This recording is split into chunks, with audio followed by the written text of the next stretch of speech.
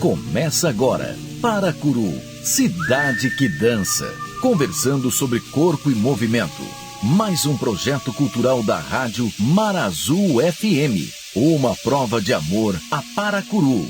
Apresentação, José do Vale Pinheiro Feitosa e Flávio Sampaio. Direção, Helder Gurgel.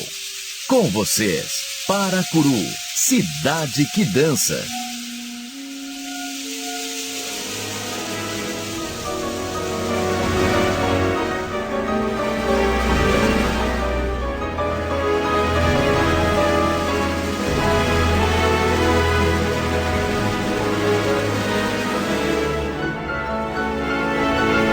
Quando a dança do tempo completa a sua coreografia, na Rádio Marazul começa mais um Paracuru, cidade que dança. Acompanhando a evolução da dança no Brasil, a primeira geração de grandes bailarinos e bailarinas surge na década de 40 para criar nossa própria identidade de dança. E na fase seguinte, com a geração pós-guerra, ou seja, aquela que nasceu após 1945, começamos a exportar artistas brasileiros para o exterior. Beatriz Consuelo, Wilson Morelli, Ivone Meia e Márcia Aidê fazem parte desse seleto grupo que na década de 60 começa a ocupar espaços na dança mundial. Mas é com o balé estágio que tornamos a dança popular no interior do Brasil. E com ele também circulamos como uma dança brasileira por todas as Américas e pela Europa. Hoje nós vamos conversar com uma grande artista da dança, uma mulher competente, firme, porém gentil, em pleno exercício da vida e da democracia. Estamos falando de Iraciti Cardoso, que fez carreira entre o Brasil e a Europa. Como diretora de balé, foi destaque no cenário mundial da dança. Iraciti nasceu em São Paulo e descende de uma família de artistas, por parte da mãe com tradição no circo, sendo prima dos famosos palhaços Arrelia e Fusarca. Por parte do pai, descende da família Segreto, aquela que introduziu a indústria do cinema no Brasil. Iraciti foi bailarina e professora no famoso balé estágio. A maior parte de sua carreira foi feita no exterior. Ela retorna ao Brasil em 2008, quando assume juntamente com Inês Borgeia a direção da São Paulo Companhia de Dança. No exterior, Iraciti foi bailarina e assistente de direção no Balé do Grande Teatro de Genebra, na Suíça. E entre 1996 e 2003, dirigiu o Balé Gulbenkian, em Portugal.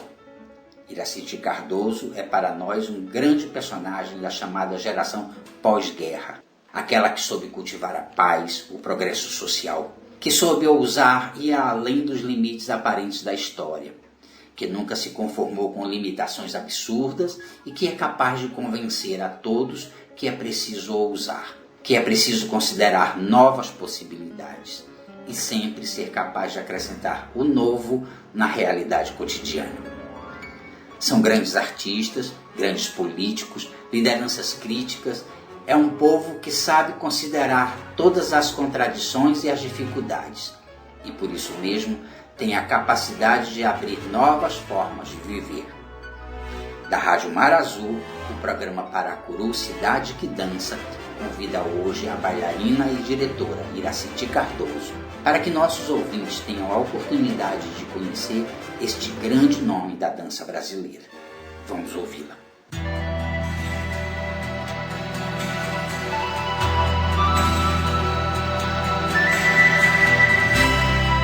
Iraciti Cardoso, eu quero te dizer da honra enorme que é te receber aqui em Paracuru pelo som da Rádio Marazul, que é essa rádio tão simpática com a cidade da dança que faz um programa semanal sobre a dança aqui em Paracuru. Iraciti, você começa a tua trajetória na dança, né? Pelo menos até onde eu sei da tua história. Mas você vem de uma família tradicional das artes, você vem de uma família do circo e você vem de uma família que introduziu o cinema no Brasil. Por que a dança? Por que foi essa escolha? Como foi essa escolha? Foi a dança que te escolheu ou foi você que escolheu a dança? Olha, a minha mãe é da família da minha mãe, que vem do circo. E a minha mãe sempre gostou muito das artes, não é? Gostavam de música e tal. Elas já não trabalhavam mais na época que eu nasci. E então foi ela que me colocou numa escola de dança, como milhões de mães brasileiras fazem. Quando eu era criança, me colocou numa escola de dança, eu e a minha irmã. A minha irmã, depois da segunda aula, já não quis mais ir e eu adorei aquilo e continuei. Depois entrei para a escola de bailados aqui da Secretaria Municipal de Cultura de São Paulo e me formei lá, aos 15 anos de idade. Foi assim que eu comecei. Postal Radiofônico de Paracuru.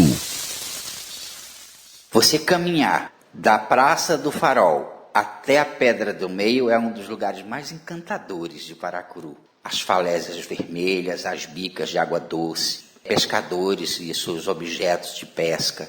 É tudo encantador naquele lugar.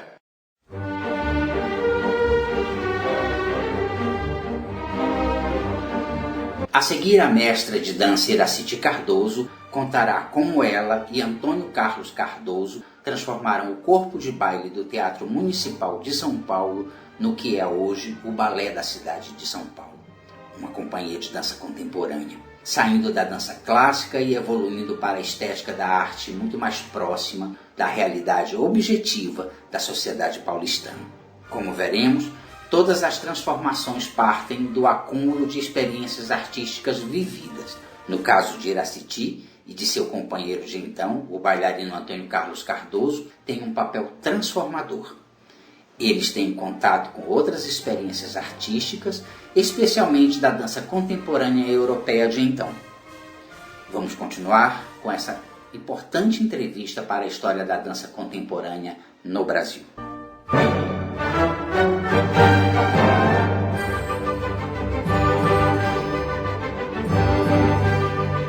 Num certo tempo você encontra o Antônio Carlos Cardoso. Você foi casada com o Antônio Carlos Cardoso e a gente quer essa conexão devido a gente acreditar que essa mudança que vocês fazem na Companhia de São Paulo, fazer ela virar Balé da cidade de São Paulo, é uma companhia contemporânea, uma companhia baseada na dança moderna e não mais nos princípios da dança clássica como ela era antes de vocês, foi o que ocasionou ser reconhecida como uma das mais importantes companhias de dança do país, se não do mundo, por causa do repertório que vocês fazem no Balé da Cidade, por causa da maneira como vocês trabalham a percepção do bailarino, que é um bailarino que, além de ser intérprete, ele também é criador. E com isso vocês contribuem para a colocação no mercado de trabalho no Brasil de diversos grandes coreógrafos brasileiros que hoje saíram daquela casa. Então, em que momento vocês viram que isso era preciso fazer? Em que momento vocês perceberam que vocês tinham que mudar de uma companhia que dançava o repertório do século XIX para uma companhia que falasse do momento atual? Dentro de um teatro, né, o Balé da Cidade habita o Teatro Municipal de São Paulo, que foi o lugar que promoveu, onde aconteceu a Semana de Arte Moderna de 22. Então, assim, nada mais justo do que ali ter uma companhia voltada para o futuro. Mas eu queria saber dos bastidores, como foi esse momento que a gente sabe que você participou. Olha, deixa eu te contar um pouquinho antes. Então, na década de 60, nós estávamos morando no Rio de Janeiro e tivemos um convite para ir dançar na Europa, tá? E fomos para Marseille, onde havia um coreógrafo residente, era uma companhia em Marseille naquela época que fazia o repertório clássico, Coppelia, Les Sylphides e tal. E fazia também um repertório moderno. O diretor era um contemporâneo do Maurice Béjart.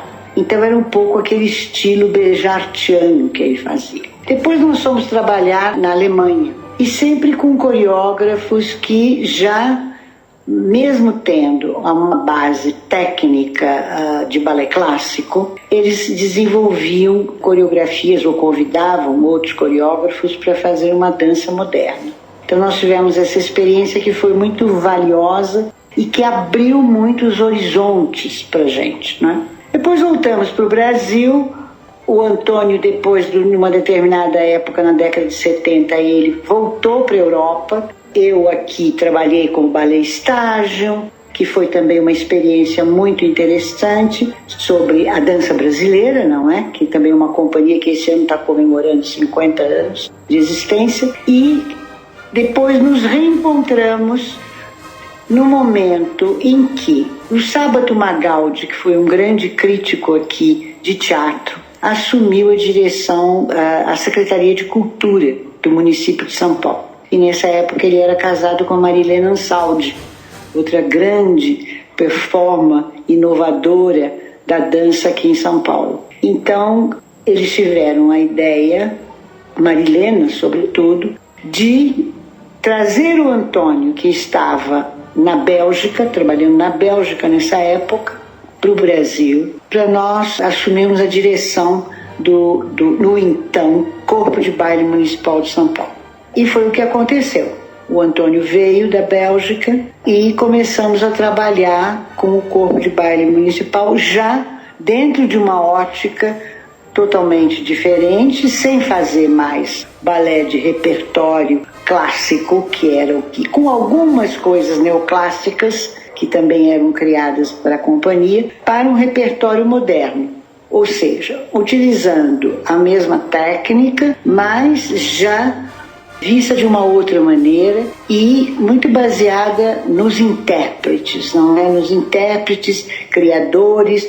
Foi quando fizemos pela primeira vez os ateliês coreográficos, e aquilo foi um grande boom na época. Então foi em 74 que nós assumimos a direção do Corpo de Baile, e ali foram criadas muitas obras muito interessantes, muitas obras com temas brasileiros, muitas obras em que os bailarinos, as personalidades, sobretudo a personalidade dos bailarinos, ficava muito em evidência. Nessa época veio trabalhar conosco também o Vítor Navarro, que você deve ter conhecido, um coreógrafo catalão, e também trabalhava na Bélgica e que veio para assumir uma das partes de coreografia do Corpo de Baile. E também veio nessa época Sônia Mota, também veio, mas como bailarina, não é?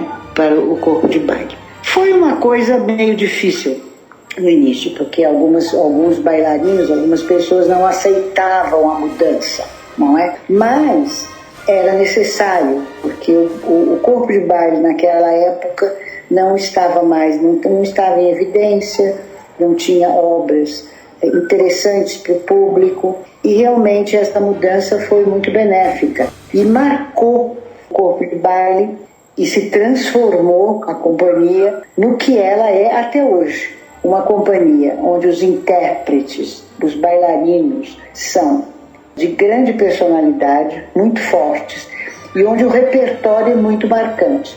Então, até hoje a companhia guarda essa característica que foi colocada e foi trabalhada naquela época. Postal Radiofônico de Paracuru. Se você trouxe para Paracuru seu filhinho pequeno, larga ele na Praça da Matriz, deixa ele andar de bicicleta, de patins, de skate, tem tudo lá. E você vai ficar tranquilo, só vendo ele se divertir.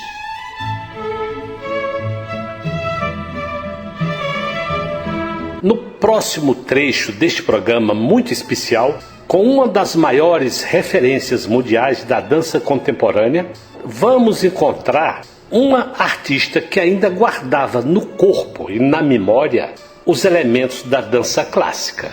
Aliás, antes de continuarmos com o professor Flávio Sampaio e a senhora Iraciti Cardoso, gostaríamos de comentar a respeito desta realidade entre duas fases que são rupturas importantes da história. Costumamos falar muito entre o mundo antigo, ou por vezes dito clássico ou acadêmico, e o mundo moderno, transformador, destrutivo de velhas tradições. E aqui relembramos o livro do pensador Marshall Berman, intitulado Tudo que é sólido se desmancha no ar. A Iraciti Cardoso e o professor Flávio Sampaio, talvez até pelo fato da dança formal ter se desenvolvido no Brasil muito depois da Europa, E considerando a diversidade cultural do país, talvez o fato deles vivenciarem esteticamente dois momentos históricos diferentes, os dois têm um pé no mundo da dança clássica e acadêmica e outro pé na iconoclastia, na mudança radical da estética da dança, passando pela dança popular e revolucionária. Consideramos que os dois compreendem muito melhor os momentos da evolução humana. Iraciti, vocês no começo, na companhia, vocês têm o Vitor Navarro e o Oscar Arraes como dando suas contribuições coreográficas. O Oscar Arraes veio várias vezes remontar algumas obras e criar obras para a companhia. Mas é uma companhia que, assim, quando a gente olha para a dança de São Paulo e Iraciti, a gente vê, pelo olhar da história, a gente vê que é uma dança feminina, Iraciti, né? Você tem a Sônia Mota, a Ivanice Satie, a Suzana Yamaguchi, exatamente, a Mônica Mignon, né? São pessoas muito fortes, são mulheres muito fortes que fazem a dança paulista. E a minha curiosidade foi designado pelos anjos que naquele lugar iam ter mulheres fortes? Ou essa companhia contribuiu na questão assim, do trabalho de valorização do talento feminino e produziu essas mulheres tão maravilhosas que foram as mulheres do Balé da Cidade de São Paulo? O que é que você acha? Olha, foi uma série de coisas, não é? A década de 70, você sabe que foi uma década de muitas dificuldades, porque nós estávamos em plena ditadura militar, de muita censura, mas ao mesmo tempo de muita criatividade, não é? Foi na década de 70 que surgiu o Teatro da Dança, onde a dança foi feita também, abriu espaço para muitos grupos independentes, para muitos jovens coreógrafos desenvolverem, e então não foi diferente no Balé da Cidade. Agora, você há de convir, naquela época, os homens não tinham um nível técnico e artístico, porque ainda havia muito preconceito contra a dança masculina, não é? Então, as mulheres eram muito mais fortes, elas começavam a estudar dança muito mais cedo, tinham muito mais potencial do que os homens, que foram se desenvolvendo à medida que o tempo passava, né? Fomos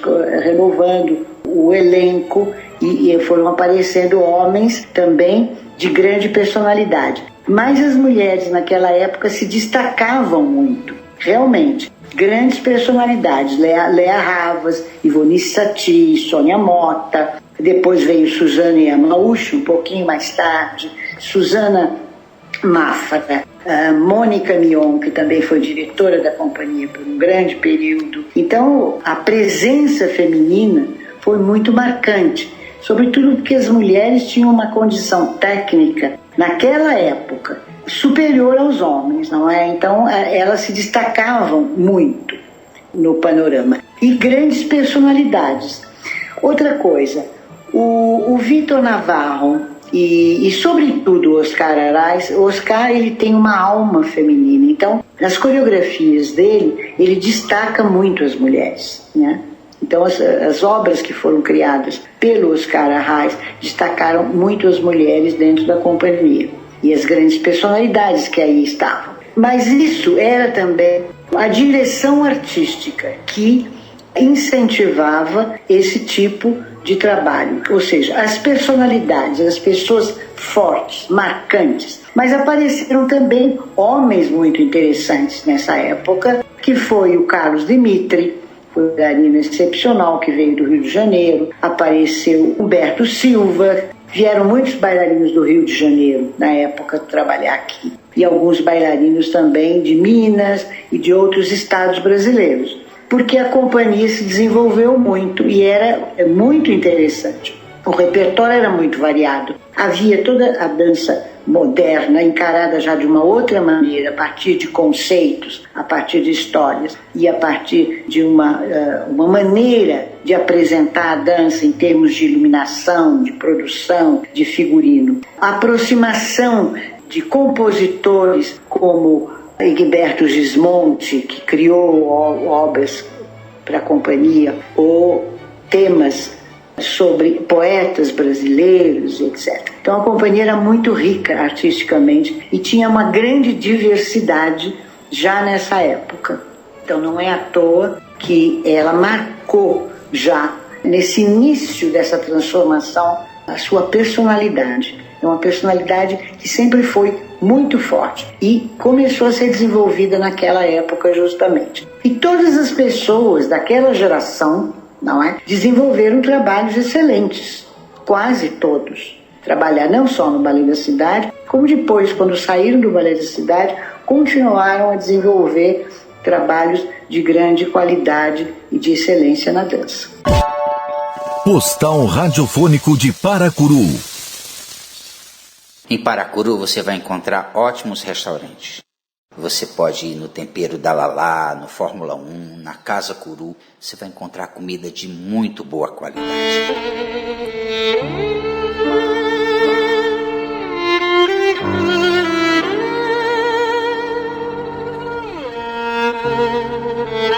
Iraciti, é o Zé do Vale. Eu queria abordar com você uma questão sobre a geração pós-guerra, geração que nasceu de 45 daí em diante. Eu nasci em 48, o Flávio em 54. Eu nasci em 45. Pois é, essa geração pós-guerra é uma geração muito vigorosa no Brasil, né? Porque aí é quando... Eu me lembro que eu tinha um amigo, morava no Rio, e ele dizia, o Rio de Janeiro era uma tristeza durante a guerra, até pelas ameaças de bombardeio que tinha, não tinha vida. E de repente destampa a época da Bossa Nova, a época do samba-canção. Há um espírito libertário no Brasil, até mesmo a construção de Brasília, com todas as dúvidas que pode gerar, ela é um momento que a gente tem certeza de que é libertário. E de modo que eu passo a considerar, Iraciti, às vezes, o interregno da ditadura militar como simplesmente uma questão de tentativa de controle político, mas impossível de ser controlada, porque essa geração pós-45 era muito forte, criativa, usava o material nacional, por isso é que ela passa a se projetar fora do Brasil com o material nacional e não apenas como imitação da Europa ou dos Estados Unidos. É um momento muito especial dessa geração. E a gente, toda vez que conversa com alguém dessa geração, eu estou falando na dança, a gente fica surpreso, assim, uma totalidade de pessoas sempre no mesmo movimento. Libertária, capaz de superar. Eu estou lembrando até isso, Iraciti, porque nós estamos saindo agora, é um interregno muito menor, dramático dessa pandemia, mas eu acredito que a força da criatividade pós-45 continua mesmo nas novas gerações. Ah, sim. Eles foram totalmente contagiados porque foram criados pela geração anterior, não é? Às vezes a gente até tem que lembrá-los. Vocês estão a conseguir tudo isso, mas a geração anterior foi a que lutou por tudo isso, não é? Foi a geração justamente a geração pós-guerra. A geração muito combativa, que não desistia muito fácil, não é? Que não se conformava com pouco, que queria as coisas de excelência. E depois, já naquela época, uma geração que abraçou a diversidade. Foi o boom da música popular brasileira, não é? Década de 70, com aqueles festivais e todos esses grandes compositores, Caetano, Chico, Gilberto Gil, etc., Roberto Carlos, e os vários estilos diferentes. Então, na dança, e sobretudo no Balé da Cidade, isso foi colocado, ou seja, essa diversidade, não ficar só sempre no mesmo caminho, não é? Então era muito diverso o repertório, muito diverso, onde as pessoas tinham oportunidade de atuar, não é? Então o bailarino, ele não era um mero executor de passos bonitos, ou de muitas piruetas, ou de saltos espetaculares, etc. Tudo isso também fazia parte, mas, sobretudo, o que representava a essência do que se estava dançando. O que estava por trás? Qual era a mensagem? Havia sempre uma mensagem, não é? Carlos Drummond de Andrade, com o nosso tempo, Corações Futuristas, com a música do Gilberto Gismonti, várias obras que foram muito marcantes. Aquarela do Brasil, em que se falava daquele momento. E nós tivemos muita sorte, porque a dança, como não tem texto, a gente podia falar muitas coisas com a dança sem sofrermos o problema da censura, que o teatro era muito censurado na época, mas a dança não. Então, nós conseguíamos passar uma mensagem do que nós estávamos vivendo naquela época, uma mensagem extremamente atual para o público, que lotava e superlotava o Teatro Municipal de São Paulo e era um sucesso incondicional, né? Postal Radiofônico de Paracuru. Um dos lugares mais interessantes de Paracuru é certamente o estuário do Rio Curu. Não só pela sua natureza exuberante, um lugar extremamente bonito, mas pela história. Segundo alguns historiadores, foi lá que foi descoberto o Brasil, por Vicente Pinzon, em janeiro de 1500, portanto, 3 meses antes de Cabral chegar aqui.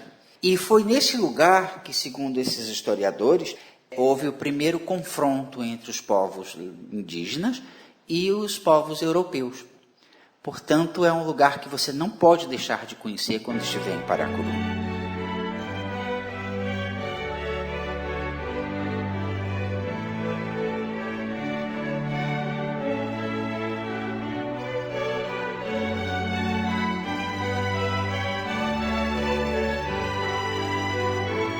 Iraciti, eu entro para o Teatro Municipal do Rio de Janeiro nessa época em que o Balé da Cidade estoura, vamos dizer assim, na cena nacional. Ele faz um sucesso estrondoso na cena nacional. E nós recebemos lá na companhia alguns bailarinos que vieram também dessa companhia até mesmo antiga, que se desfaz, e eles procuram, né, uma companhia que tivesse o mesmo perfil. Você cita o Carlos Dimitri e o Humberto, que foram meus colegas lá no Teatro Municipal, que fizeram o trajeto oposto, que depois disso foram para o Balé da Cidade. Mas eu me lembro, Iraciti, eu estava aqui lembrando de quando nós nos conhecemos. Nós nos conhecemos no aeroporto de Curitiba, indo para o Festival de Joinville. E foi um encontro muito gostoso, que eu tenho na memória até hoje, um papo muito gostoso que nós tivemos. E eu não te conhecia pessoalmente, né? E quando naquele carro, eu soube que eu estava conversando há algum tempo com a Iraciti Cardoso, eu fiquei muito feliz, porque a imagem que eu tinha sua era uma imagem tão grandiosa, porque os meus colegas que vieram do Balé da Cidade de São Paulo, eles falavam de Iraciti Cardoso assim, quase como uma deusa, uma pessoa que estava além do que era permitido ser terreno. De fato, você tem uma contribuição enorme para essa companhia. Como é que você vê hoje, né, passado já todo esse tempo? Porque a gente vai falar daqui a pouco da sua volta, né, da sua ida para a Europa, né, desse trabalho fantástico, fenomenal que você faz na Europa. Mas eu queria, nesse momento, assim, como é que você vê hoje a tua contribuição para essa companhia, para a mudança que ela sofreu de ser uma companhia de balé clássico, baseada numa estética do século XIX, e virar esse fenômeno de dança brasileira, né? Porque hoje o Balé da Cidade é aquilo que há de mais representativo na cena brasileira. Uma companhia do século XX, né? Nós nos transformamos uma companhia do século XX. Eu acho que esse trabalho foi um trabalho de todos. Agora, eu era, além de assistente de direção, eu era ensaiadora.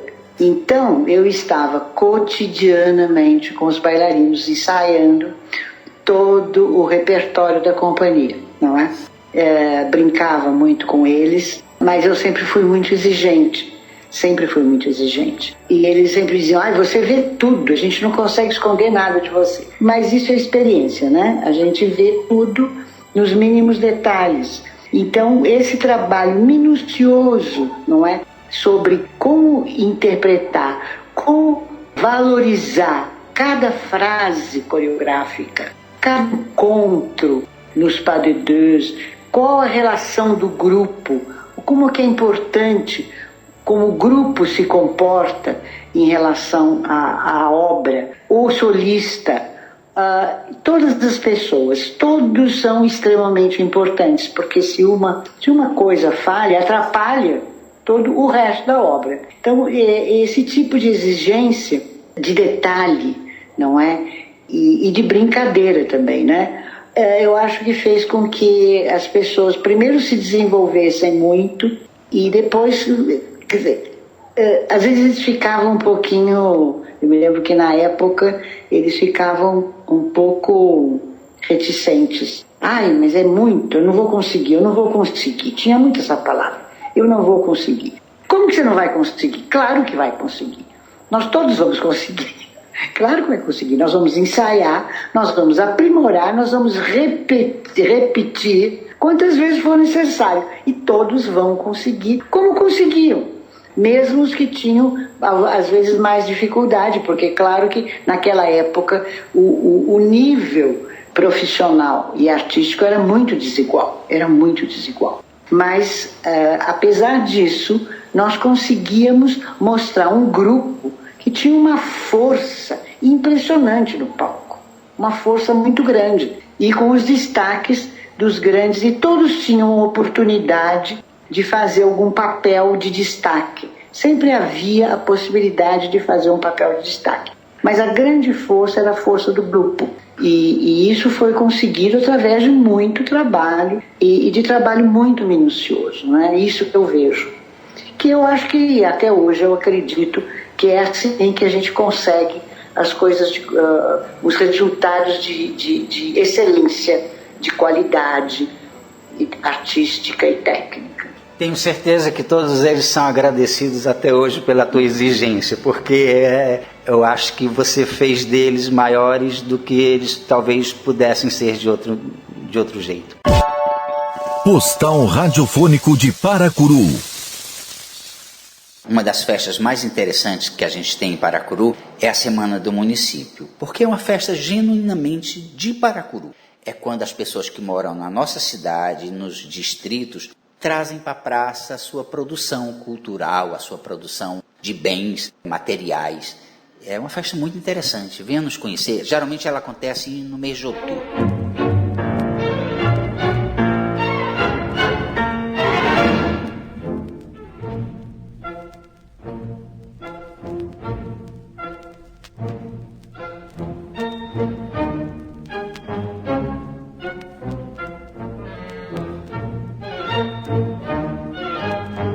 Mas aí, Iraciti, você aparece em seguida ao Balé da Cidade de São Paulo, numa das casas mais tradicionais da cena mundial, né? O Grand Théâtre de Geneve, que é uma das companhias mais tradicionais, mais festejadas da Suíça e da Europa. Me conta como é que você chegou lá. Foi assim, bom, eu já conhecia o Oscar Arraes da época do estágio, porque eu trabalhei no balé estágio antes de ir para o corpo de baile municipal. Então, e lá eu dancei obras do Oscar.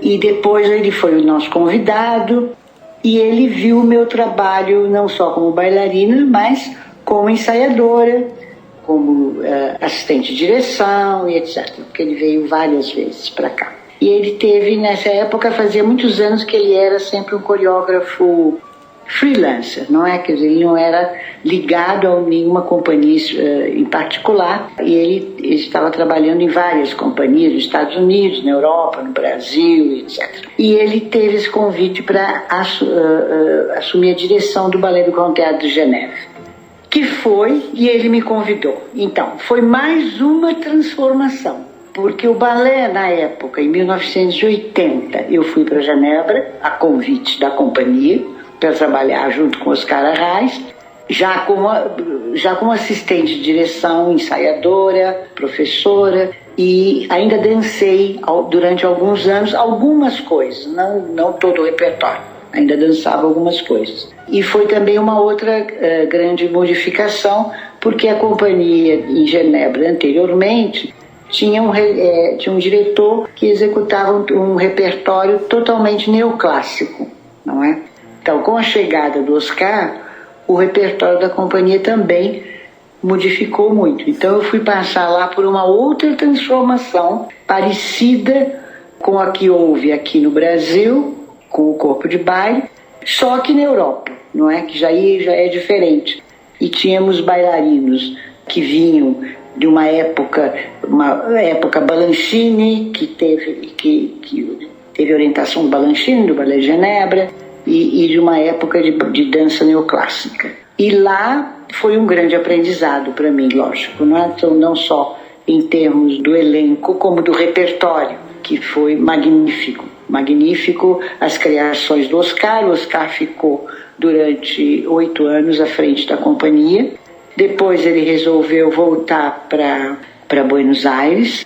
Aí veio um outro diretor e eu assumi o posto de co-diretora da companhia, ainda ensaiando o repertório do Oscar, porque todas as obras que ele criou para Genebra ainda ficaram no repertório durante muitos anos.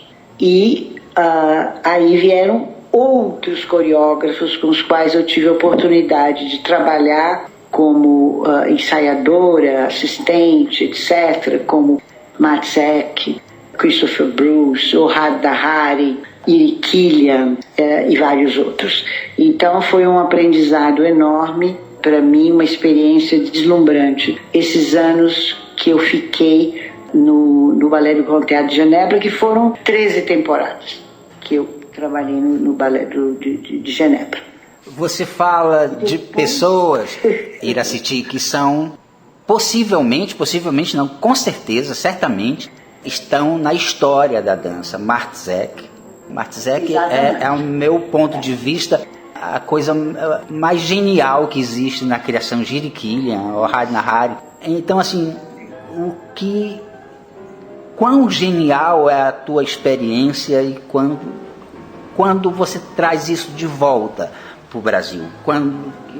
É nesse tempo ou teve outra experiência na Europa que te deixasse ainda mais? Depois de Genebra, eu passei 2 anos trabalhando como freelancer também. Eu ainda voltava a Genebra para remontar alguma obra do Oscar Arraes, que eles queriam remontar, e eu era remontadora, eu que remontava. Então, fiquei morando em Genebra, mas daí eu tive um convite para dirigir o Ballet Gulbenkian, em Lisboa, em Portugal. Em 96 eu fui para Lisboa, assumi a direção do Ballet Gulbenkian, que foi também uma experiência muito interessante, muito rica. Você chegou a trabalhar com Milko Sparenblek? Não, o Milko ele já não estava mais. O diretor que saiu, que foi inclusive foi ele que me convidou, ele que passou o meu nome, porque nós tivemos em Genebra uma obra de coreógrafo português, que ele veio, nós nos conhecemos, e ele já estava há 19 anos dirigindo o Ballet Gulbenkian e ele queria sair. E daí ele me apresentou para a fundação, para os diretores da Fundação Gulbenkian, sugerindo o meu nome para assumir a direção artística. E eu aceitei e comecei a trabalhar em 96 com o Ballet Gulbenkian. Só para salientar para o nosso público, Iraciti, que assim, o Ballet da Fundação Gulbenkian foi provavelmente o maior empreendimento de dança que Portugal já teve. Era um empreendimento particular de uma pessoa que era milionária e que investiu nas artes e na dança e criou uma companhia que eu acho que foi a maior e a melhor companhia de dança de Portugal. É isso?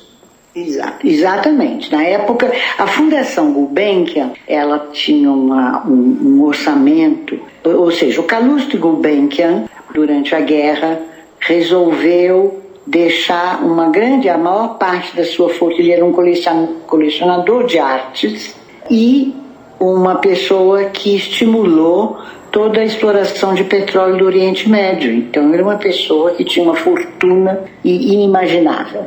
E as pessoas queriam dividir na Europa, ele vivia em Londres, queriam dividir a coleção de artes dele, e ele não queria que a coleção fosse dividida. E Portugal o acolheu, me deu um terreno e criou o Museu Gulbenkian, museu que é excepcional, esse museu que está em Portugal, em Lisboa, e eles construíram a sede da fundação, que tem um teatro e criaram uma orquestra Gulbenkian, o coral Gulbenkian e o balé Gulbenkian.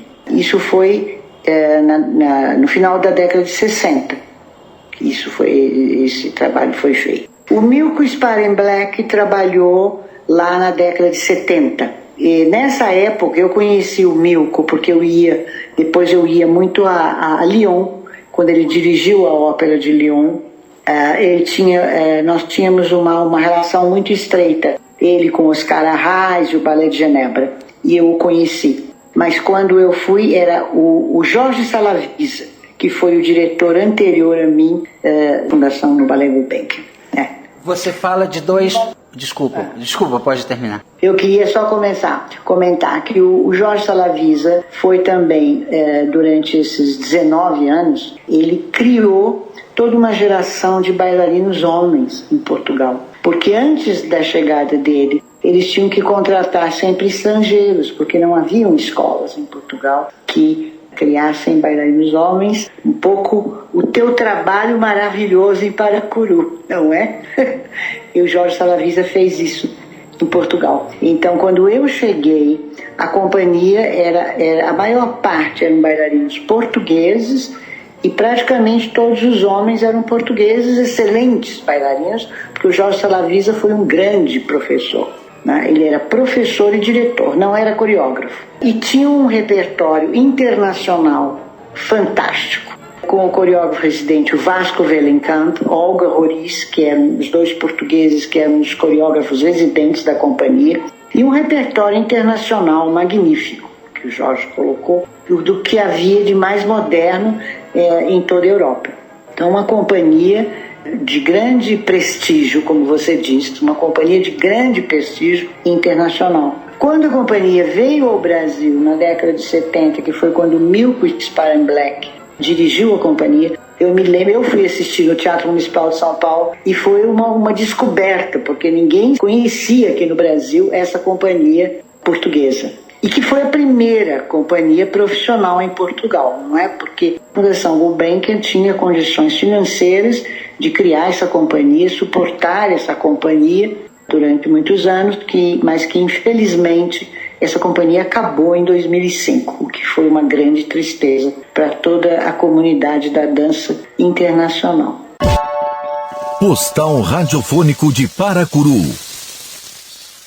Se você trouxe para Paracuru seu filhinho pequeno, larga ele na Praça da Matriz, deixa ele andar de bicicleta, de patins, de skate, tem tudo lá. E você vai ficar tranquilo, só vendo ele se divertir.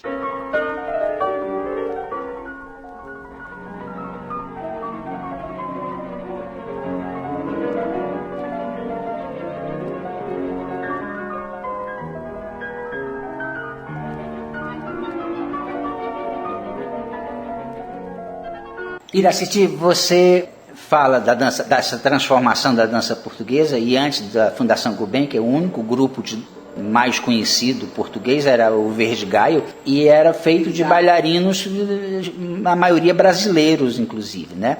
Então, assim, você participa de 3 grandes revoluções, né? Uma revolução no Teatro Municipal de São Paulo, quando transforma uma companhia que era decadente naquela que é talvez hoje a maior companhia de dança brasileira. É esse o meu pensamento. Você vai depois para a Suíça e lá também você transforma aquele lugar, você participa dessa transformação junto com o Oscar Arraes, que você falou de que ele era magnífico, e eu lembrei que o balé que eu dancei dele chamava-se Magnificat, de Bach, né, de Johann Sebastian Bach, e que realmente é a cara dele, ser magnífico. Então você também faz essa transformação, e lá em Portugal, na Fundação Gulbenkian, você talvez aquilo tenha criado a dança portuguesa, que hoje a gente está vendo, tem um garoto que está numa companhia alemã, que é muito jovem e que é maravilhoso, que é fruto desse,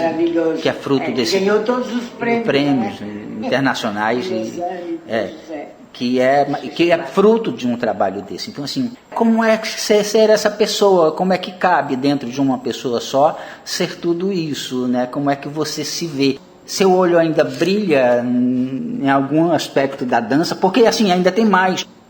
Depois você retorna ao Brasil e você cria a São Paulo Companhia de Dança, né? Você é uma das criadoras dessa companhia. Exatamente. Como é que você se vê? Como é que você diz assim, o que foi que eu fiz? Quando você deita e diz assim, poxa, eu fiz o que na minha vida? De que é que você se lembra?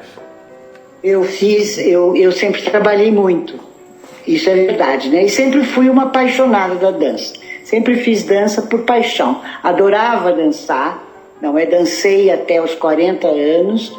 Depois parei porque o repertório já ficou muito físico. E eu já não tinha mais condições de enfrentar tudo aquilo. Mas eu adoro a dança, adoro os bailarinos. E então isso sempre foi o que me motivou. E nunca fui uma pessoa preconceituosa, não é? Ou seja, eu admiro todas as formas de arte. Não tenho preconceito nenhum, admiro todas as formas de arte. Agora, quando eu voltei para o Brasil em 2003, eu achei que eu ia me aposentar, porque realmente aqui em São Paulo eu voltei só por causa dos meus pais, que estavam já com uma idade muito avançada, eu precisava estar ao lado deles. E achei que eu ia me aposentar, porque o Brasil naquela época a dança não estava com grandes perspectivas. Mas eu, na verdade, não parei de dançar nenhum segundo. Eu fui primeiro para a Secretaria de Cultura de São Paulo, onde nós criamos um centro de dança, a Galeria Olido, onde fizemos a primeira publicação do Fomento à Dança, que foi extremamente importante e é até hoje para ajudar as companhias independentes em São Paulo. Um lugar onde eles pudessem, um palco, não é? Onde eles pudessem se apresentar, e salas de ensaio também, onde eles pudessem ensaiar, que isso foi muito bom. E em 2008 surgiu essa ideia, já do Estado, não é?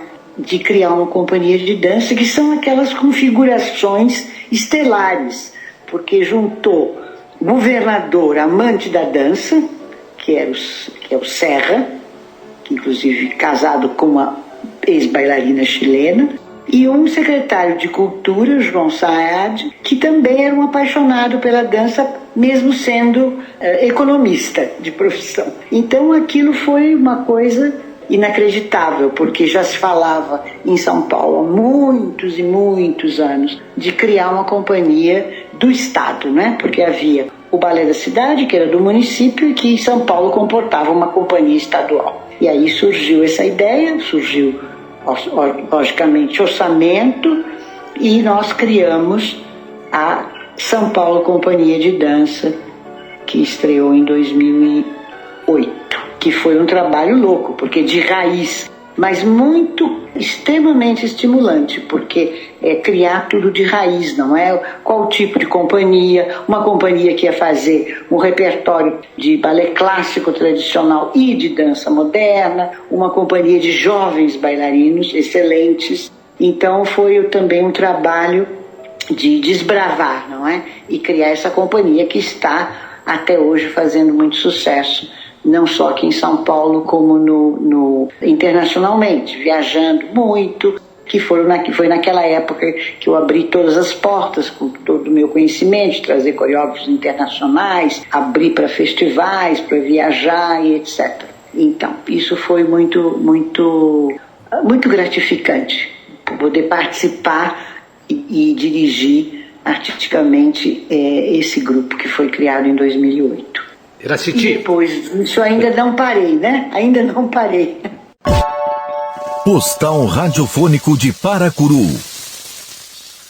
Toma um chopp na Praça do Farol ao entardecer e você vai assistir um pôr do sol espetacular.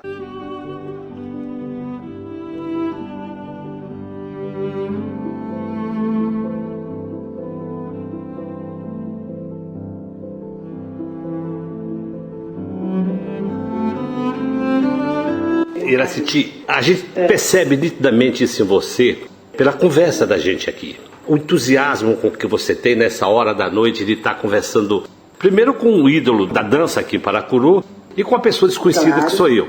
Uma questão que a gente vinha fazendo nesses programas de dança esse tempo todo é a questão da fragmentação teórica e da fragmentação estética. Havia uma questão da autonomia da forma, a tendência da dança pós-moderna, todas essas questões que pareciam verdadeiras, quase que partidos políticos. Um detestava o outro, no certo sentido, eu estou falando na discussão estética. Como é que você entende seja a tendência da dança contemporânea? Que rumos estéticos nós estamos adotando nesse momento, exato momento na história da dança mundial? Olha, eu acho que a dança, ela está sempre em movimento, não é? Em evolução. Então, nós temos agora uma tendência muito grande de uma teatralização da dança, por um lado. Por um outro lado, uma maneira de dançar e de aplicar na dança essa aceleração que nós estamos vivendo no mundo, não é? Estamos todos muito acelerados e a dança não podia estar fora disso. Então existem vários criadores que trabalham sobre essa aceleração, não é, de movimento, e outros que trabalham muito numa coisa mais relacionada ao teatro dançado, não só influenciados pela Pina Bausch, mas já transformados, não é?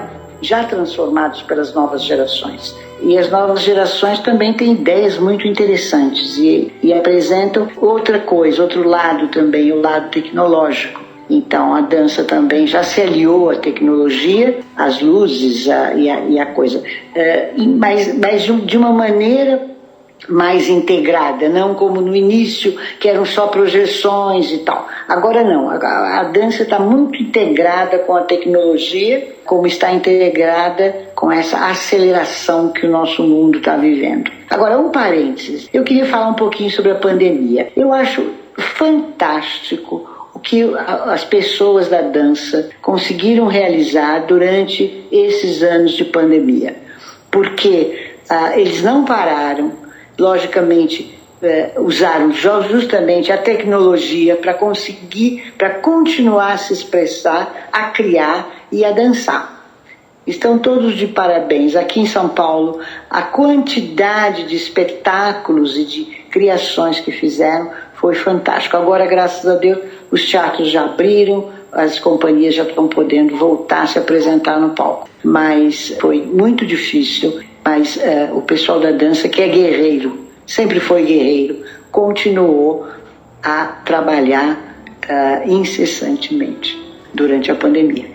Iraciti, depois da São Paulo Companhia de Dança, você ainda volta a dirigir o Balé da Cidade de São Paulo. E você estimula muito a criatividade, a criação, e daquela companhia surgem alguns dos hoje grandes coreógrafos brasileiros, Jorge Garcia, Luiz Fernando Bongiovanni, que são dois coreógrafos que contribuíram com seu talento para a nossa companhia aqui de Paracuru. Portanto, eu estou querendo falar isso porque a gente tem um pouco de você aqui conosco, Iraciti, e eu estou dizendo isso com muito carinho, porque eu sou um grande admirador seu. Assim, você é uma pessoa a quem todos nós da dança devemos, de alguma maneira, né, o teu trabalho, esse trabalho incessante pela dança, né, esse trabalho que você faz com tanta sinceridade, porque eu acho que é um trabalho sincero quando você diz, eu sou exigente, sim, porque é essa sinceridade que você quer da dança. Portanto, assim, a gente só tem que te agradecer muito, né, a tua existência toda, você ter sido essa pessoa da dança, você ter contribuído tanto com essa arte, que é a nossa arte, né? Que é a arte de tantos garotos, meninos e meninas daqui de Paracuru. Exatamente. Nós temos uma escola, Iraciti, aqui, na qual já passou mais de 3.000 pessoas. São 3.000 crianças, representa quase 7% da população da cidade. Portanto, são pessoas que talvez por não poderem seguir o rumo da dança, mas hoje elas veem dança com outros olhos, elas veem o mundo com outros olhos, né? E você tem esse contributo. Então, a gente só quer te agradecer a tua paciência, a tua generosidade de estar aqui até essa hora da noite para dar esse depoimento para a gente, tá? E dizer que assim, a gente se coloca à disposição para te receber na cidade no momento que você quiser, seria uma honra, e de você dizer o que você quiser dizer para os nossos ouvintes. Postal Radiofônico de Paracuru.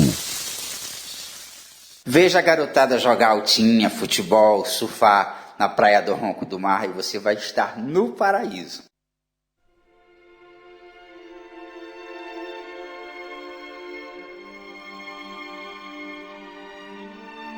Eu primeiro quero te agradecer muito a vocês dois pelas palavras tão gentis, tão carinhosas que vocês proferiram a meu respeito. Isso eu te agradeço muitíssimo. Eu acho que todos nós, você sabe, com o lindo trabalho que você desenvolve aí em Paracuru, tudo isso faz parte do nosso amor, da nossa paixão por essa arte que é a dança, não é? Então, o trabalho não é só criar bailarinos, mas criar também o público para a dança, que admira. E quem faz dança, ele adquire um senso de organização que leva para si durante toda a vida, mesmo depois que não dança mais, não é? A dança desenvolve o ser humano de uma maneira inacreditável. Eu conheço todas as pessoas que praticaram dança, que foram bailarinos profissionais ou que participaram de alguma outra maneira, estudando.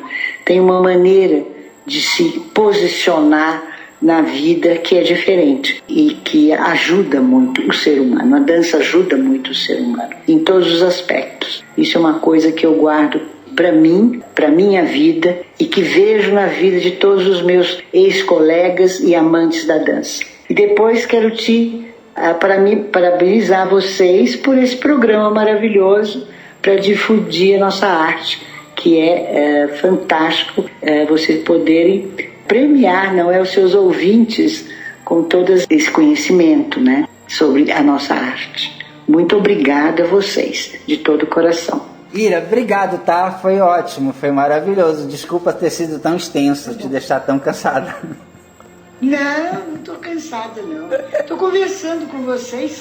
Ao contrário do Twitter, a gente acredita no longo texto, no longo debate, na longa discussão, na narrativa maior. A gente acha que a gente tem que fazer histórias maiores. Vai somando, a gente vai reaprendendo. Apesar da aceleração da vida, a gente tem condições de trazer. Até porque acelerou, vamos então criar espaços de reflexão mais permanentes. E que a gente acha que ele é muito sofisticado e muito intelectual, mas quando eu vou no mercado fazer compra, os senhores das bancas de frutas dizem: assisti os senhores ontem, foi muito bom o programa de ontem. E é muito lindo de ver. Olha que legal.